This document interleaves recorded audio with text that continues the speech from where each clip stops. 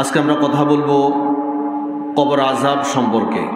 প্রত্যেকটা মানব জীবন সংশোধনের জন্য এই চিন্তাই যথেষ্ট যে আমাকে যে কোনো মুহূর্তে কবরের মধ্যে প্রবেশ করতে হবে, আর এই ক্ষণিকের হায়াত শেষ করে অনন্তকালের হায়াতের দিকে আমাকে প্রত্যাবর্তন করতে হবে এবং এই জিন্দেগির সমস্ত হিসাব নিকাশ আল্লাহ সুবহানাহু ওয়া তাআলার দরবারে আমাকে জবাবদিহি করতে হবে। এই চিন্তাটুকু যদি আমাদের মধ্যে আমরা লালন করতে পারি, মানব জীবন সংশোধনের জন্য এতটুকুই যথেষ্ট মনে করি আমি। পৃথিবীর এমন কোনো প্রাণী কি আছে যে মৃত্যু তাকে স্পর্শ করবে না? এমন কোনো জীবজন্তু আছে? মানুষ তো মরবেই, কিন্তু এই মৃত্যুর পর আমাকে যদি মহাকালের মহা জবাবদিহির মুখোমুখি হতে হবে, এই চিন্তা আজ আমাদের থেকে হারিয়ে গেছে।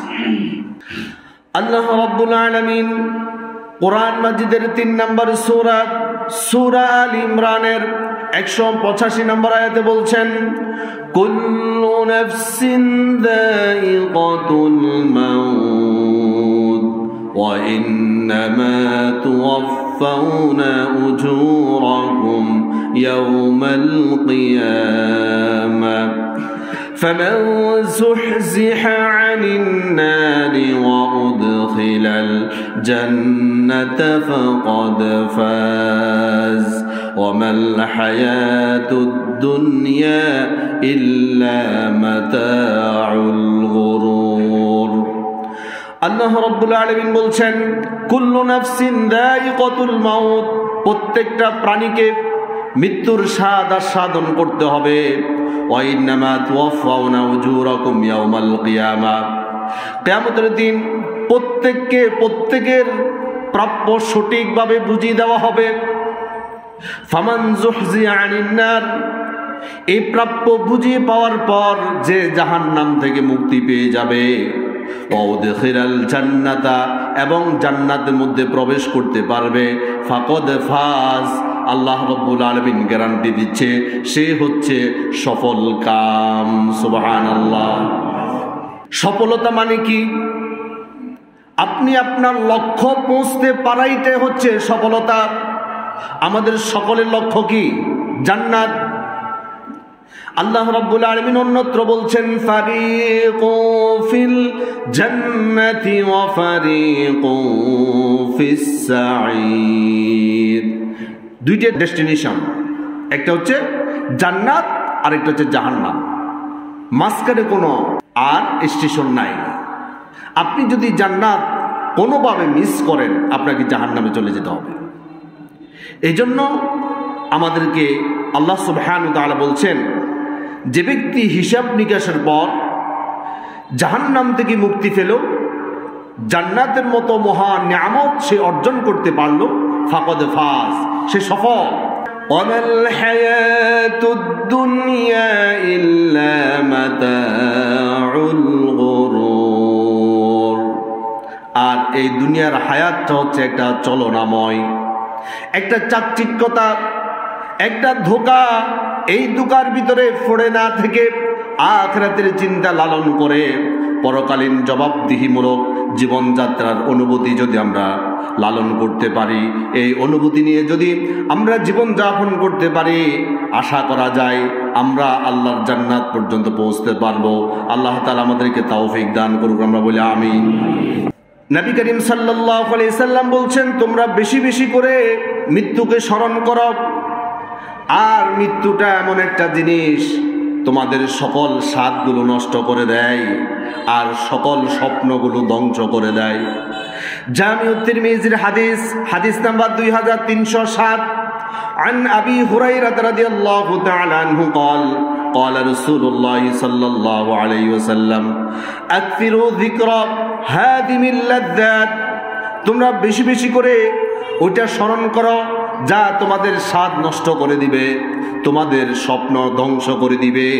ইয়ানিল মাউত, আর সেটা হচ্ছে মাউত। মানুষ অনেক স্বপ্ন দেখে, বুকের মধ্যে অনেক আশার বীজ বপন করে রাখে, কিন্তু মৃত্যু আসার পর সকল স্বপ্ন, সকল ধরনের স্বাদ, পরিকল্পনা সব কিছু ধ্বংস হয়ে যায়, নষ্ট হয়ে যায়। নবী করিম সাল্লাল্লাহু আলাইহি সাল্লাম বলছেন, কবর জগৎ এমন একটা জগৎ, আল্লাহ সুবহানাহু ওয়া তাআলা আমাকে জান্নাত দেখিয়েছে, জাহান্নাম দেখিয়েছে, অসংখ্য নিদর্শনাবলী আল্লাহ রাব্বুল আলামিন মেরাজের রজনীতে আমাকে দেখিয়েছেন। কিন্তু কবর জগতের মতো এত ভয়ঙ্কর জগৎ আর আমি দেখি নাই। আল্লাহু আকবার। রাসূলের ভাষায় শুনুন, জামিউত তিরমিজির হাদিস নাম্বার 2308, عن عثمان بن عفان رضي الله تعالى عنه قال قال رسول الله صلى الله عليه وسلم ما رأيت منظرا قط إلا والقبر أفزع منه। নবী করিম সাল্লাল্লাহু আলাইহি সাল্লাম বলছেন, মা রাআইতু মানদারান কত্তু ইল্লা ওয়াল কবরু আফজাউ মিনহু।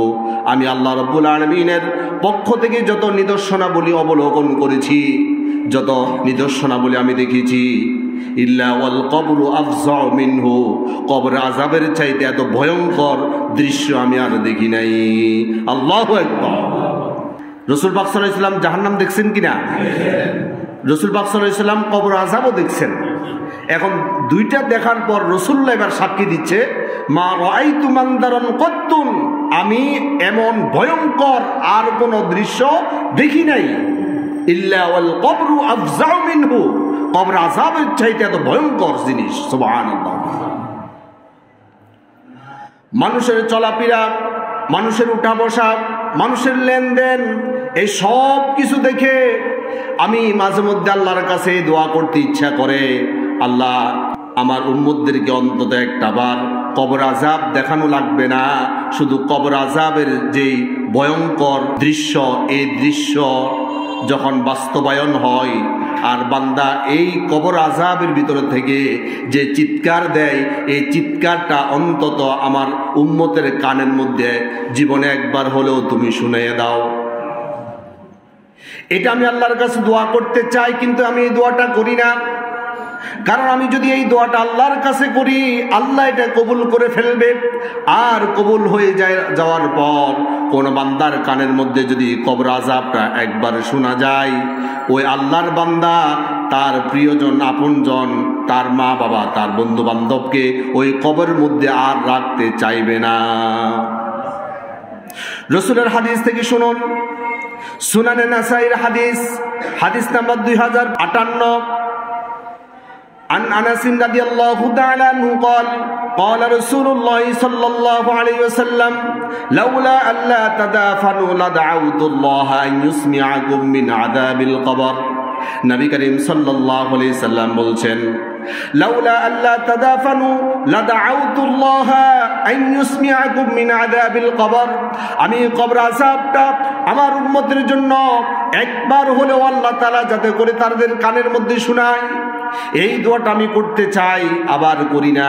কারণ আমার উম্মতেরা এই আওয়াজ শোনার সাথে সাথে আর কোনোদিন তার আপনজন, প্রিয়জনকে কবরস্থ করার জন্য তারা রাজি হবে না।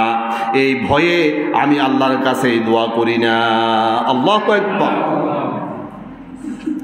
এই কবর আযাব এত ভয়ঙ্কর, হযরত উসমান রাদিয়াল্লাহু তাআলা আনহুর মতো জলিল কদর সাহাবী, তিনি যখন কবরের পাশ দিয়ে যেতেন, তিনি তার চোখের পানি ধরে রাখতে পারতেন না। হযরত উসমান রাদিয়াল্লাহু তাআলা আনহু কোন কবরের পাশ দিয়ে অতিক্রম করার সময় তিনি থমকে দাঁড়াতেন। দুই নয়ন জুড়ে অশ্রু বিগলিত হয়ে দাড়িগুলো পর্যন্ত ভিজে যেত। উসমান রাদিয়াল্লাহু তাআলা আনহুর একজন খাদেম ছিল, ওই খাদেমের নাম হচ্ছে হানিকে উনি নিজে আজাদ করেছিলেন। উনি ওনার খাদেম হিসেবে অনেক দিন পর্যন্ত ছিল। ওই হানি বলছেন, জামিউত তিরমিজির হাদিস নাম্বার 2308, عن هاني مولى عثمان كان عثمان إذا وقف على قبره بكى حتى يبل لحيته فقيل له تذكر الجنة والنار فلا تبكي وتبكي من هذا فقال سمعت النبي صلى الله عليه وسلم إن القبر أول منازل الآخرة فإن نجا منه فما بعده أيسر منه وإن لم ينج منه فما بعده أشد منه। سبحان الله বলেন। হানি বলছেন কানা উসমান ইযা ওয়াকাফা আলা কবরিহি বাকা, আমার হুজুর ওসমান রাদিয়াল্লাহু তাআলা আনহু যখন কোন কবরের পাশ দিয়ে যেতেন তিনি কান্নায় এমন ভাবে ভেঙে পড়তেন, হাত্তা ইয়াবুল্লা লিহিয়াতাহু, লিহিয়াত শব্দের অর্থ দাড়ি, এমন ভাবে কান্নাকাটি করত তার চোখের পানি বেয়ে তার দাড়িগুলো পর্যন্ত ভিজে ফেলতো। ফাকিলা লাহু তুযকারুল জান্নাতু ওয়ান নারু ফালা তাবকি, আমরা হুজুরকে প্রশ্ন করলাম, হুজুর আপনি যখন জান্নাত জাহান্নাম নিয়ে আলোচনা শুনেন অথবা নিজে আলোচনা করেন তখন তো এইভাবে কান্নায় ভেঙে পড়েন না, কিন্তু আপনি যখন কবরের পাশ দিয়ে যান তখন আপনি কেন এইভাবে অঝোর ধারায় আপনি কান্নায় ভেঙে পড়েন? তিনি বলছেন সামিআতুন নবী সাল্লাল্লাহু আলাইহি সাল্লাম, আমি রাসূল পাক সাল্লাল্লাহু আলাইহি সাল্লামকে বলতে শুনেছি, ইন্নাল কবর আউয়ালু মানাজিলিল আখিরাহ, আখিরাতের প্রথম স্টেশন হচ্ছে কবর। ফাইন্না জা মিনহু ফামা বা'দাহু আইসারু মিনহু, কেউ যদি এখান থেকে নাজাত পেয়ে যায় আল্লাহ সুবহানাহু ওয়া তাআলা নিজ দায়িত্বে বাকি সব স্টেশনগুলো আল্লাহ তাআলা সহজ করে দিবে। ওয়াইল্লাম ইয়ানজু মিনহু ফামা বা'দাহু আশাদ্দু মিনহু, কেউ যদি এই কবরের স্টেশনের মধ্যে ধরা খেয়ে যায় আল্লাহ রাব্বুল আলামিন পরবর্তী সকল স্টেশন নিজ দায়িত্বে তার জন্য কঠিন করে ফেলবে। নাউযুবিল্লাহ বলেন। আল্লাহ যদি কঠিন করে দেয় বাকি সব স্টেশন পার হওয়া আমাদের পক্ষে কি সম্ভব হবে? ওসমান রাদিয়াল্লাহু তাআলা আনহু কেমন সাহাবী, রাসূলের একদম কাছের সাহাবী, একদম প্রিয় সাহাবী। নবী করিম সাল্লাল্লাহু আলাইহি সাল্লামের একজন কন্যা ছিল হযরত রুকাইয়া রাদিয়াল্লাহু তাআলা আনহা। নবীজি সাল্লাল্লাহু আলাইহি সাল্লাম হযরত রুকাইয়া রাদিয়াল্লাহু তাআলা আনহাকে ওসমান রাদিয়াল্লাহু তাআলা আনহুর নিকট বিবাহ প্রদান করলেন। কিছুদিন পর রুকাইয়া রাদিয়াল্লাহু তাআলা আনহা তিনি ইন্তেকাল করলেন। নবীজি সাল্লাল্লাহু আলাইহি সাল্লামের তখন অবিবাহিত আরেকটি কন্যা সন্তান ছিল, তার নাম ছিল উম্মে কুলসুম। নবী করিম সাল্লাল্লাহু আলাইহি সাল্লাম উম্মে কুলসুমকে আবার উসমান রাদিয়াল্লাহু তাআলা আনহুর কাছে বিবাহ দিলেন। এইজন্য উসমান রাদিয়াল্লাহু তাআলা আনহুকে বলা হয় জিন্নুরাইন, দুইটা আলোর অধিকারী। রাসূলের সন্তানগুলো তো এক একটা আলোকবর্তিকা, ঠিক কিনা? দুইটা আলো অর্জনকারী। হযরত উসমান রাদিয়াল্লাহু তাআলা আনহু উম্মে কুলসুম রাদিয়াল্লাহু তাআলা আনহাকে বিবাহ করলেন। কিছুদিন পর উম্মে কুলসুম রাদিয়াল্লাহু তাআলা আনহা ইন্তেকাল করলেন। নবী করিম সাল্লাল্লাহু আলাইহি সাল্লাম হযরত উসমান রাদিয়াল্লাহু তাআলা আনহুকে বুকের সাথে জড়াই নিলেন, দুই চোখের পানি ছেড়ে দিয়ে বলল, ও উসমান, আমার যদি এখন আরেকটা কন্যা সন্তান অবিবাহিত থাকতো সেটাও আমি তোমার কাছে বিবাহ দিতাম। রাসূল কি কম ভালোবাসতেন না বেশি ভালোবাসতেন? বেশি ভালোবাসতেন। রাসূলের এত প্রিয় সাহাবী হওয়ার পরেও তিনি এই কবর নিয়ে এত টেনশন করতেন। এখন আমরা পিশাব দিয়ে একজন ধরতে পারলে মনে করি যে আমাকে পার করে দিবে। পিশাবের উপর কত আস্থা। আচ্ছা, রাসূল বড় না পিশাব বড়? রাসূলের এত প্রিয় হওয়ার পরেও উসমান রাদিয়াল্লাহু তাআলা আনহু কবরের পাশ দিয়ে হাঁটতে পারতেন না। আর আমি আপনি কবরের সামনে দাঁড়াইয়া হাসি ঠাট্টা করছি, এরকম মুসলমান আছে না নাই? শুধু তাই নয়, আল্লাহ সুবহানাহু ওয়া তাআলা হযরত উসমান রাদিয়াল্লাহু তাআলা নূর উপর সন্তুষ্ট হয়েছেন, এটা রাসূলুল্লাহ গ্যারান্টি দিয়েছেন। সুবহানাল্লাহ বলেন। তাবুক যুদ্ধের ধামামা বেজে উঠল। নবী করিম সাল্লাল্লাহু আলাইহি সাল্লাম বলল, জিহাদের ময়দানে যেতে হবে, যুদ্ধের জন্য সবাই আল্লাহর রাস্তায় দান করো। প্রত্যেক সাহাবী, মহিলা পুরুষ সবাই আল্লাহ রাসূলের সামনে প্রত্যেকের দানগুলো উপস্থাপন করা শুরু করলো।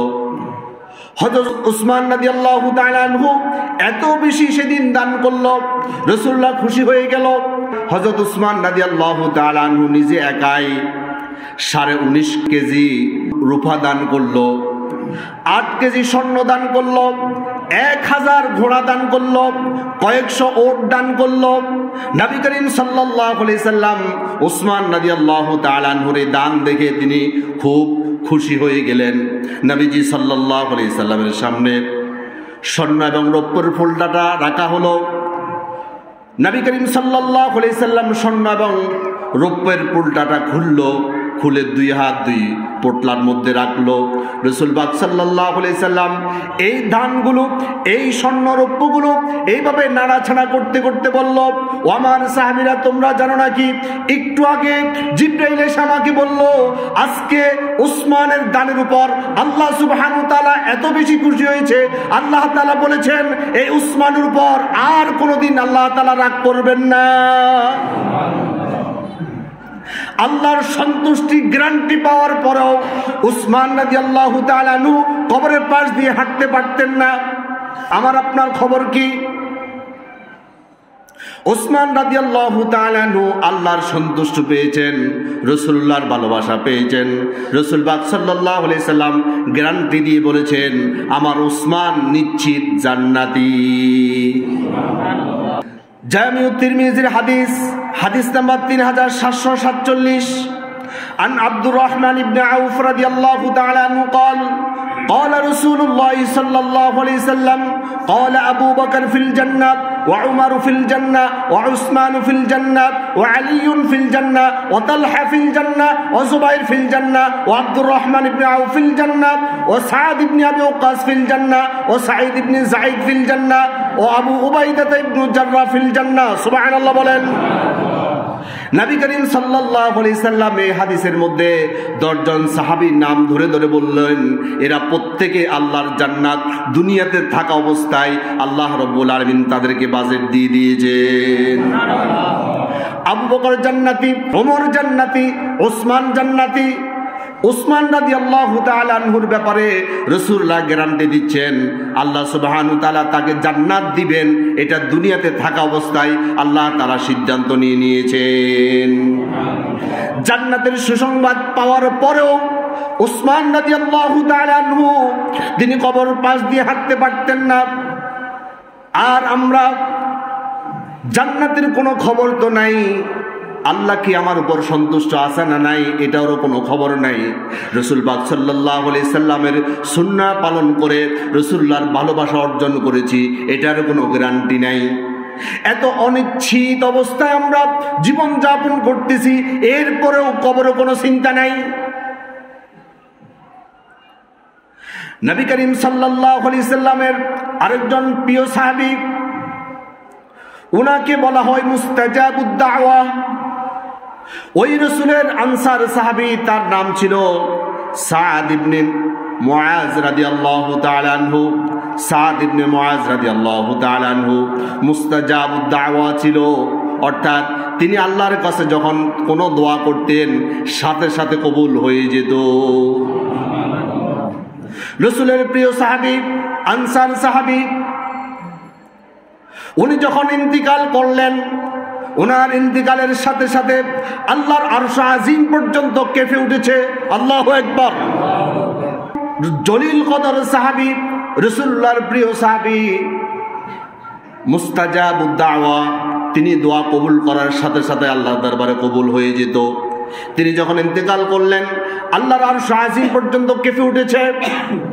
আল্লাহ সুবহানাহু ওয়া তাআলা উনার মৃত্যুর কারণে আকাশের যত রহমতের দরজা আছে সকল দরজাগুলো খুলে দিয়েছেন এবং ওনার জানাজার নামাজ আদায়ের করার জন্য ৭০,০০০ ফেরেশতা আকাশ থেকে আল্লাহ তাআলা স্পেশাল নাজিল করেছেন। রাসূলের হাদিস থেকে শুনুন, সুনানে নাসাইর হাদিস নাম্বার 2055 عن ابن عمر رضي الله تعالى عنه قال رسول الله صلى الله عليه وسلم هذا عبد الصالح। রাসূলুল্লাহ সাদ ইবনে মুআজ রাদিয়াল্লাহু তাআলা আনহুর লাশকে সামনে রেখে বলল হাদা আব্দুস সালিহ, এটা হচ্ছে আল্লাহর প্রিয় বান্দা। কে গ্যারান্টি দিচ্ছে? রাসূল পাক সাল্লাল্লাহু আলাইহি ওয়াসাল্লাম। আল্লাযী তাহাররাকা লাহুল আরশ, রাসূল এবার বলছেন তার মৃত্যুতে আরশ আজিম কেঁপে উঠেছে।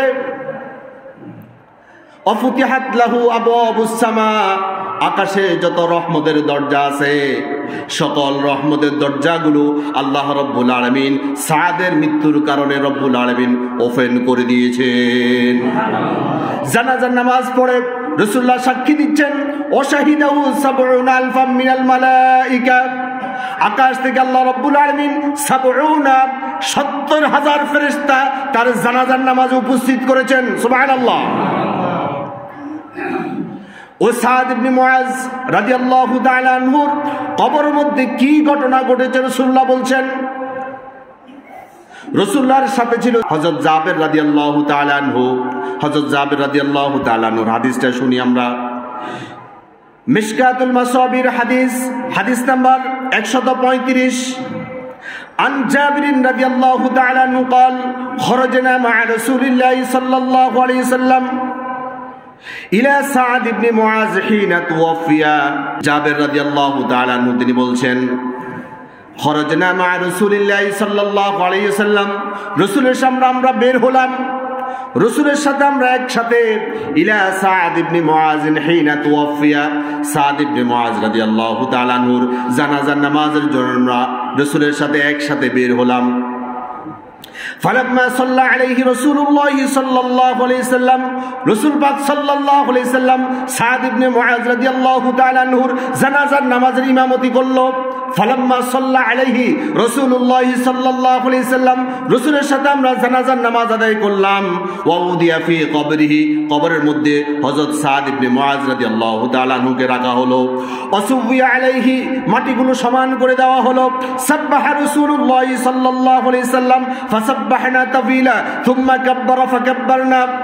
নবী করিম সাল্লাল্লাহু আলাইহি ওয়াসাল্লাম যখন কোন সাহাবীর মাটি সমান করে দিত তখন সাহাবাই কেরামকে বলতো, ও আমার সাহাবীরা, তোমার ভাইয়ের জন্য তোমরা এখন দোয়া করো, কারণ এখন তাকে প্রশ্ন করা হবে। এটা রাসূলের একটা বৈশিষ্ট্য ছিল। কোন মাইয়াতকে দাফন করে রাসূলুল্লাহ সাথে সাথে চলে আসতেন না। রাসূল পাক সাল্লাল্লাহু আলাইহি সাল্লাম কিছুক্ষণ অপেক্ষা করতেন আর উপস্থিত সবাইকে বলতেন, তোমার ভাইয়ের জন্য তোমরা দোয়া করো।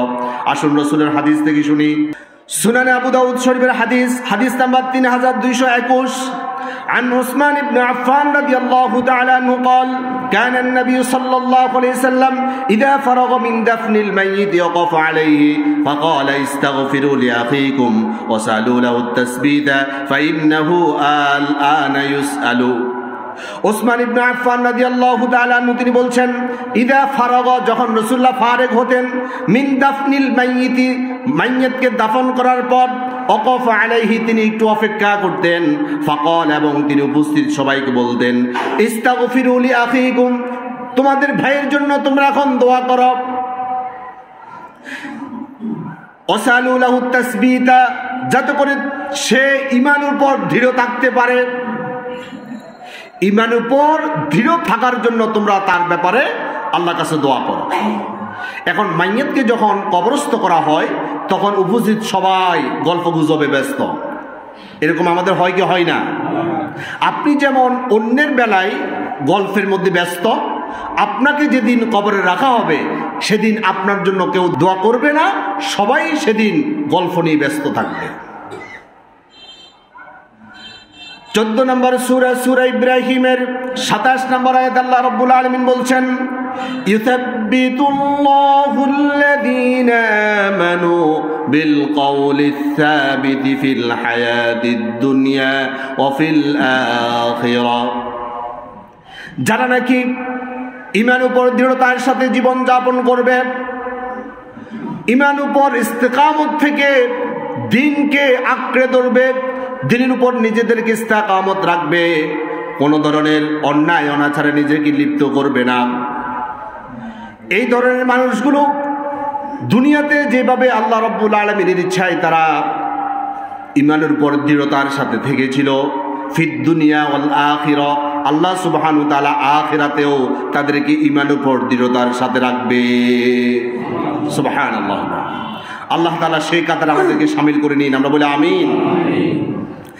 নবী করিম সাল্লাল্লাহু আলাইহি সাল্লাম বলছেন, ইস্তাগফিরু লিআখিকুম, উপস্থিত সবাইকে বলতো তোমরা তার জন্য দোয়া করো।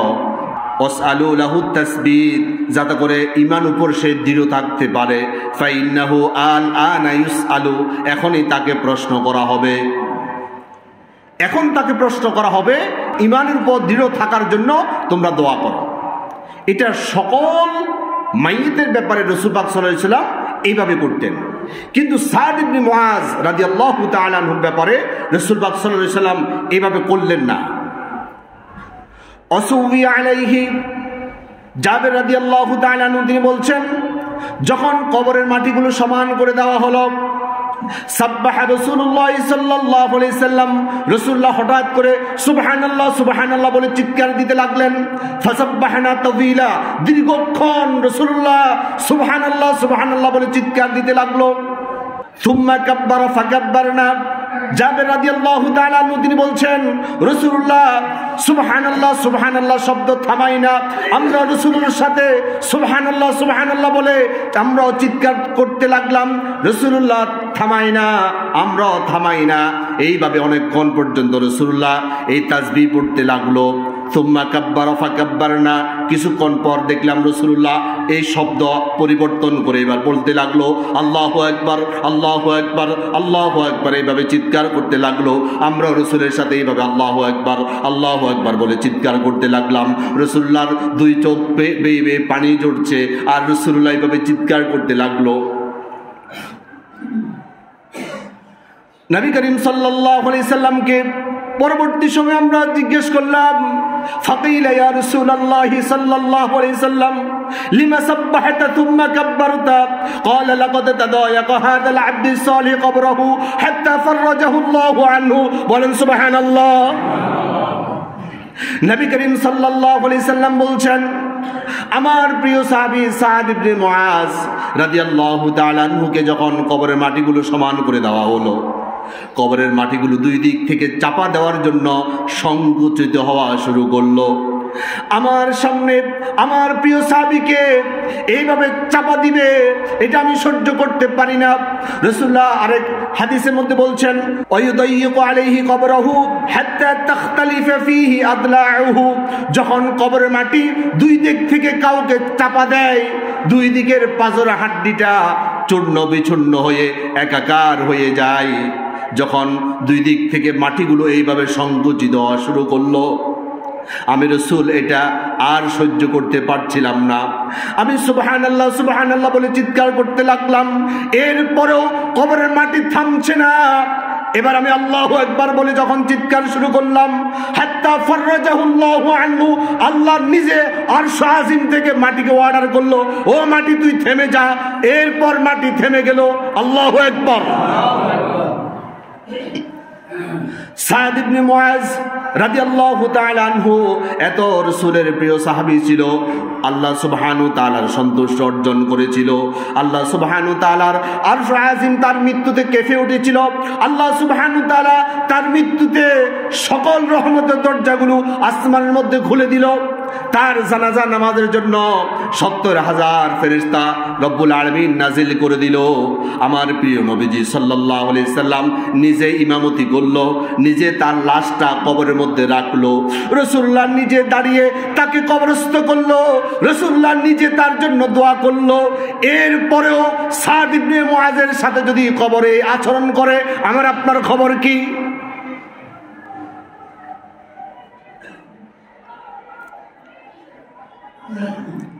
নবী করিম সাল্লাল্লাহু আলাইহি সাল্লাম বলছেন, তোমরা আল্লাহর কাছে বেশি বেশি করে কবর আযাব থেকে মুক্তি চাও। প্রিয় ভাইরা, আপনি যখনই দোয়া করবেন, আল্লাহর কাছে কিছু চান বা না চান, কিন্তু কবর আযাব থেকে মুক্তির ব্যাপারে আল্লাহর কাছে চাইতে আপনি ভুল করবেন না। আল্লাহ তৌফিক দান করুক, আমরা বলি আমিন।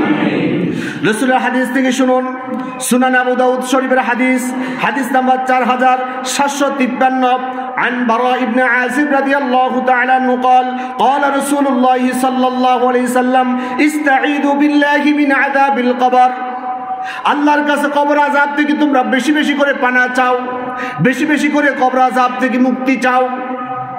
নবী করিম সাল্লাল্লাহু আলাইহি সাল্লাম বলছে, তোমরা যে নামাজগুলো আদায় করো ওই নামাজের মধ্যে কবর আযাব থেকে মুক্তি না চেয়ে সালাম ফিরাবে না। আল্লাহু আকবার। সহিহ মুসলিম শরীফের হাদিস, হাদিস নাম্বার 1215, 1215 নম্বর হাদিস। عن أبي هريرة رضي الله تعالى عنه قال قال رسول الله صلى الله عليه وسلم اللهم إني أعوذ بك من عذاب القبر وعذاب النار وفتنة المحيا والممات وشر المسيح الدجال।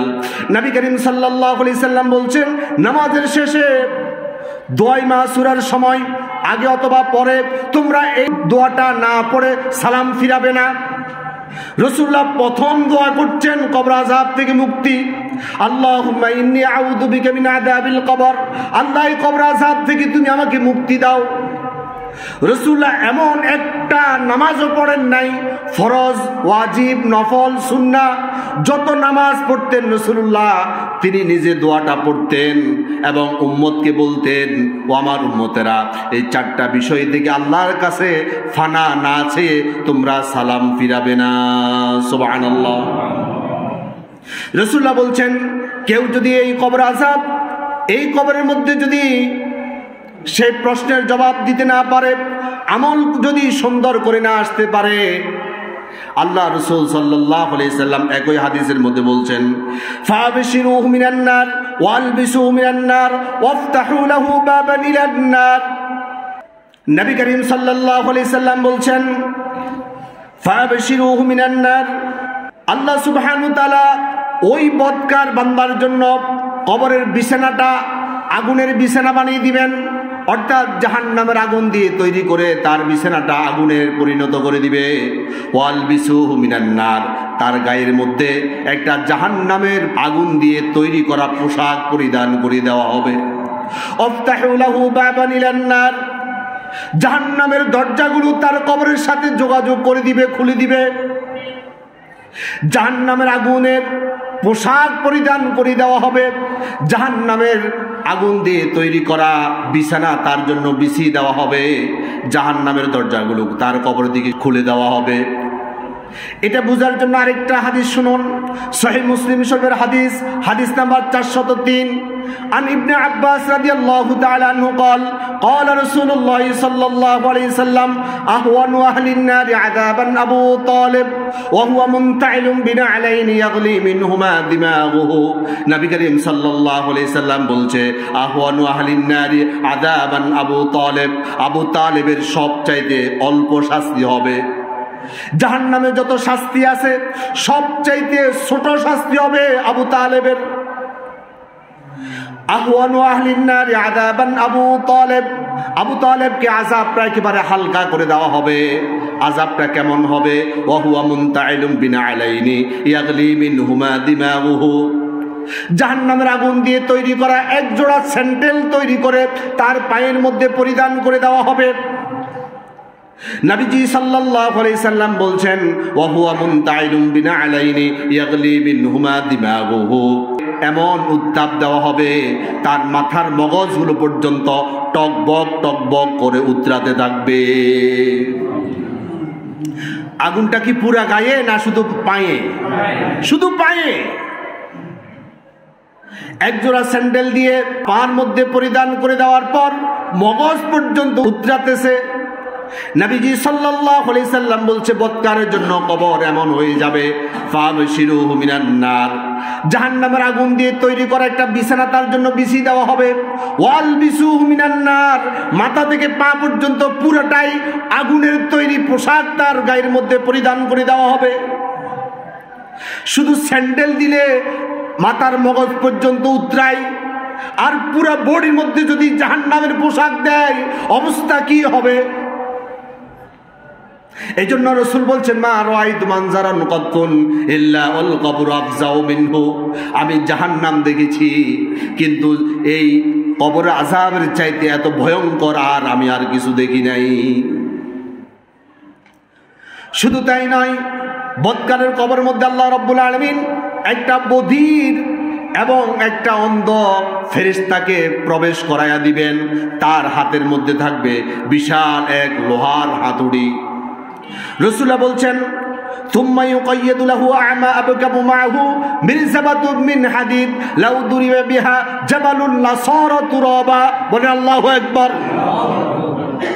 রাসূলুল্লাহ বলছেন তুম্মা ইউকাইয়াদু লাহু আ'মা আবকামু মা'হু মিরজাবাতুম মিন হাদিদ, লোহার বিশাল এক হাতুড়ি নিয়ে, কানে শুনে না চোখে দেখে না এমন এক ভয়ঙ্কর অভয় নিয়ে একজন ফেরেশতা তার কবরের মধ্যে চলে আসবে। তার হাতের মধ্যে যে লোহার বিশাল হাতুড়ি আছে, লাউ দুরিবা বিহা জাবালুন লাসারা তুরাবা, রাসূলুল্লাহ বলছেন পৃথিবীর মধ্যে সবচাইতে বড় যে পাহাড়টা আছে, ওই পাহাড়ের উপর যদি এই লোহার হাতুড়ি দিয়ে একটা আঘাত করা যেত, তাহলে এই গোটা পাহাড়টা এক আঘাতে মাটির সাথে মিশে যেত। আল্লাহু আকবার। এই লোহার হাতুড়ি দিয়ে এই ফেরেশতা ওই বদকার আল্লাহর বান্দাকে উপর্যুপরি শুধু পিটাতে থাকবে। হাতুড়ির বাড়িতে পুরা তার বডিটা বিচ্ছিন্ন হয়ে যাবে, মাটির সাথে মিশে যাবে। আল্লাহ সুবহানাহু ওয়া তাআলা আবার তাকে পুনর্গঠন করা হবে, এরপর আবার শাস্তি দেওয়া হবে। ওই আল্লাহর বান্দা এই কঠিন শাস্তির মুখোমুখি হয়ে সে চিৎকার করবে, ওই ফেরেশতার সামনে সে আকুতি মিনতি করবে। ওই ফেরেশতা তো চোখে দেখে না, তার আকুতি মিনতি দেখবে না। ওই আল্লাহর ফেরেশতাটা বদির, সে কানে শুনে না। ওই আল্লাহর বান্দা চিৎকার করতে থাকবে, কিন্তু ওই আল্লাহর ফেরেশতা কানে শুনবে না। সুতরাং যে ব্যক্তি কানে শুনে না, চোখে দেখে না, তার ভিতরে কোনো দয়ার উদ্রেক হবে না, সে উপর্যুপরি এইভাবে শাস্তি দিতেই থাকবে। নবী করিম সাল্লাল্লাহু আলাইহি সাল্লাম বলছেন, সাথে সাথে কবরের ভিতরে 99টি সাপ আল্লাহ রাব্বুল আলামিন ঢুকাই দিবেন। রাসূলের হাদিস থেকে শুনুন, মিশকাতুল মাসাবির হাদিস নাম্বার 134, عن أبي سعيد رضي الله تعالى عنه قال رسول الله صلى الله عليه وسلم لا يسلط على الكافر في قبره 99 تنين تنهشه وتلتقه حتى تقوم الساعة ولو أن تنين منها نفخ في الأرض ما نبتت خضراء। الله أكبر। রাসূলুল্লাহ বলছেন, لا يسلط على الكافر في قبره 99 তিন্নিন নামক 99টি সাপ ওই বদকারের কবরের মধ্যে আল্লাহ তাআলা ঢুকাই দিবেন। তানহাসুহু ওয়া তালতাকুহু হাত্তা তাকুমুস সাআ, কিয়ামত পর্যন্ত এইভাবে উপর্যুপরি একটার পর একটা তাকে দংশন করতেই থাকবে। নবী করিম সাল্লাল্লাহু আলাইহি সাল্লাম বলছেন, ওয়ালাউ আন্না তিন্নিনা মিনহা নাফাখা ফিল আরদি মা নাবাদাত খাদরাউ, ওই 99টি সাপ থেকে একটা সাপ যদি একটা নিঃশ্বাস পৃথিবীর মধ্যে ফেলতে পারে, তাহলে কিয়ামত পর্যন্ত একটা সবুজ তৃণলতা এই পৃথিবীর মধ্যে আর জন্মাবে না। আল্লাহু আকবার। কত বিষাক্ত! 99টি সাপের মধ্যে একটা সাপ যদি একটা শ্বাস প্রশ্বাস এই পৃথিবীর মধ্যে ছেড়ে দেয়, কিয়ামত পর্যন্ত একটা গাছপালা এই জমিন থেকে উদ্গত হবে না। কারণ এত বিষাক্ত সাপ, এটার বিষের কারণে এই পুরা জমিনটাই, এই গোটা পৃথিবীটা, মাটিগুলো উর্বরতা শক্তি হারিয়ে ফেলবে। একটা দুইটা নয়, এভাবে 99টি সাপ উপর্যুপরি শুধু দংশন করতেই থাকবে। এভাবে অন্ধ এবং বধির আরেকটা ফেরেশতা লোহার হাতুড়ি দিয়ে ওই আল্লাহর বান্দাকে ফিটাতে থাকবে। এইদিকে তার গায়ের মধ্যে জাহান্নামের পোশাক, আর বিছানাটা জাহান্নামের আগুন। নবীজি সাল্লাল্লাহু আলাইহি সাল্লাম বলছেন, এটা সাধারণ কোনো আগুন নয়, এটা পৃথিবীর আগুনের চাইতে আরো 70 গুণ বেশি দাহ্য শক্তি সম্পন্ন। বলেন আল্লাহু আকবার। সহিহ বুখারীর হাদিস নাম্বার 3265, عن أبي هريرة رضي الله تعالى عنه قال رسول الله صلى الله عليه وسلم ناركم جزء من 70 جزءا من نار جهنم। পৃথিবীর আগুনের চাইতে 70 গুণ বেশি দাহ্য শক্তি সম্পন্ন জাহান্নামের আগুন। এই আগুনগুলো দিয়ে এইভাবে আল্লাহ রাব্বুল আলামিন বান্দাকে শাস্তি দিবেন। প্রিয় বন্ধুগণ, আমরা খুব অল্প সময়ের জন্য এই পৃথিবীতে এসেছি। আমরা যখন জন্মগ্রহণ করেছি আমাদের ডান কানে আজান হয়েছে, বাম কানে হয়েছে ইকামত। একজন মুসলিম সন্তান যখন জন্মগ্রহণ করবে তার ডান কানে আজান, বাম কানে ইকামত। এবার বলুন তো দেখি, যখন আজান হয়ে যায়, ইকামত হয়ে যায়, বাকি থাকে কি? শুধু নামাজ বাকি থাকে। আমার আপনার জীবন শুরু হয়েছে, আজান এবং ইকামত শেষ হয়ে গিয়েছে, আর শুধু বাকি আছে আমাদের জানাজার নামাজ। যে কোনো মুহূর্তে জানাজা শুরু হয়ে যেতে পারে, ঠিক কিনা? কিসের জন্য এত লাফালাফি? আজ থেকে সকল পাপরাশি দরজা বন্ধ করে দিন, সকল পাপাচার থেকে মুক্ত হয়ে আল্লাহর রাস্তায় ফিরে আসুন। যে কোনো মুহূর্তে আপনার জানাজার নামাজ শুরু হয়ে যাবে। ক্ষমতার জন্য এত পাগল হয়েছেন কেন? ক্ষমতা তো আপনাকে কবর আযাব থেকে বাঁচাতে পারবে না, ক্ষমতা তো আপনাকে মৃত্যুর হাত থেকে বাঁচাতে পারবে না। যদি আল্লাহর দ্বীনের জন্য, আল্লাহর জন্য, ইসলামের জন্য যদি আমাকে ক্ষমতা ত্যাগ করতে হয়, শুধু ক্ষমতা নয়, রক্ত এবং জীবন ত্যাগ করে হলেও আল্লাহর দ্বীনের পথে আমাদেরকে অগ্রসর হতে হবে ইনশাআল্লাহ। আল্লাহ তৌফিক দান করুক, আমরা বলি আমিন। প্রিয় ভাইরা, আমাদের আজান শেষ, ইকামত শেষ। একজন মানুষ যখন মারা যায় তার জানাজার নামাজে আজান ইকামত আছে? নেই, কারণ এটা শেষ। আল্লাহ তাআলা আপনাকে বুঝাতে চাচ্ছেন, ইকামতের পর নামাজ শুরু হতে যতটুকু সময়, মাত্র এতটুকু সময়ের জন্য আমি পৃথিবীতে তোমাকে পাঠিয়েছি। আল্লাযী খালাকাল মাউতা ওয়াল হায়াতা লিয়াবলুয়াকুম আইয়ুকুম আহসানু আমালা। আমি দেখে নিতে চাই কার আমল কত সুন্দর। তোমার ব্যক্তি জীবন কোন ফর্মুলায় তুমি চালিয়েছ, তোমার পারিবারিক জীবন তুমি কোন ফর্মুলায় অতিবাহিত করেছ, তোমার সামাজিক জীবন তুমি কোন ফর্মুলা গ্রহণ করেছ, তোমার রাষ্ট্রীয় জীবন তুমি কোন ফর্মুলা মেনেছ, তুমি রাজনীতি জীবনে কার আদর্শ গ্রহণ করেছ, আমি দেখার জন্য তোমাকে সৃষ্টি করেছি। আর আল্লাযী খালাকাল মাউতা ওয়াল হায়াতা লিয়াবলুয়াকুম আইয়ুকুম আহসানু আমালা। মৃত্যু এবং জীবন এই মাঝখানে সামান্য সময়টুকু তোমাকে দেওয়া হয়েছে। আমি দেখে নিতে চাই তুমি কার আদর্শ গ্রহণ করো, কাকে নেতা মানো, কার আদর্শ গ্রহণ করো, কার দিক নির্দেশনায় তুমি, কার ফর্মুলায় জীবন গঠন করো, এটা আমি দেখে নিতে চাই। এরপর আল্লাহ সুবহানাহু ওয়া তাআলা কিয়ামতের দিন তোমাকে কিভাবে ডাকবে? 17 নম্বর সূরা বানী ইসরাঈলের 71 নম্বর আয়াত। আজকেই এই অনুবাদটা, এই আয়াতের অনুবাদটা দেখে নেবেন। আল্লাহ সুবহানাহু ওয়া তাআলা বলছেন, ইয়াউমা নাদউ কুল্লা উনাসিম বিইমামিহিম। ইমাম অর্থ কি ভাই? নেতা। সবাই বলতেছেন না? নেতা। ইয়াউমা নাদউ, আমি সেদিন তোমাদেরকে আহ্বান করব, ডাকবো। আমরা যেভাবে প্রতিষ্ঠানের মধ্যে প্রতিদিন হাজিরা রাখি না, এইভাবে আল্লাহ সুবহানাহু ওয়া তাআলা কিয়ামতের দিন হাজিরা রাখবেন। কিভাবে ডাকবে? ইয়াউমা নাদউ কুল্লা উনাসিম বিইমামিহিম। প্রত্যেককে ডাকা হবে তার ইমামের সাথে। তুমি কার আনুগত্য করেছ, কাকে নেতা মেনেছ, ওই নেতা সহ আসো। এবার আপনি দেখেন, আপনি যাকে নেতা হিসেবে গ্রহণ করেছেন সে কি আজকে ফজর নামাজ পড়েছে? আপনি যে নেতাকে মানছেন, যে নেতার পিছনে ঘুরছেন, যে নেতার পিছনে আপনার জীবন যৌবন নষ্ট করছেন, যে নেতারা আপনার এই জীবন যৌবনকে ব্যবহার করে তারা নেতৃত্ব গ্রহণ করেছে, তারা গদি দখল করেছে, কিয়ামতের ময়দানে তারা যখন টেন্ডারবাজ, দুর্নীতিবাজ, এই সমস্ত পাপ রাশি নিয়ে তারা অপরাধীদের কাতারে দাঁড়াবে, আল্লাহ সুবহানাহু ওয়া তাআলা বলবে, তোমরা কর্মীরা কোথায়? তোমরাও তাদের সাথে দাঁড়াও। আপনি কি চান একটা টেন্ডারবাজ, দুর্নীতিবাজ, বেনামাজি, বেরোজগারি, দুর্নীতি পরায়ণ, মানুষ জুলুমকারী এমন নেতার সাথে আল্লাহর সামনে দাঁড়াতে চান? আল্লাহ সুবহানাহু ওয়া তাআলা আমাদেরকে বলছেন সূরা মুলকের 2 নম্বর আয়াত, আল্লাযী খালাকাল মাউতা ওয়াল হায়াতা লিয়াবলুয়াকুম আইয়ুকুম আহসানু আমালা। জীবন এবং মৃত্যুর মাঝখানে সামান্য সময় তোমাকে আমি দিয়েছি। এই সামান্য সময়ের ভিতরে আমি দেখতে চাই লিয়াবলুয়াকুম আইয়ুকুম আহসানু আমালা। কে সুন্দর সুন্দর আমল করে, কে কোন ফর্মুলায় জীবন গঠন করে, কে কোন ফর্মুলায় আদর্শ গ্রহণ করে, কে কার আদর্শ নিয়ে জীবন যাপন করে, এটা আমি দেখে নিব। কিয়ামতের ময়দানে আমি তোমাদের নেতা সহকারে হাজির করব, নেতার অবস্থা যা হবে তোমার অবস্থাও ঠিক তাই হবে।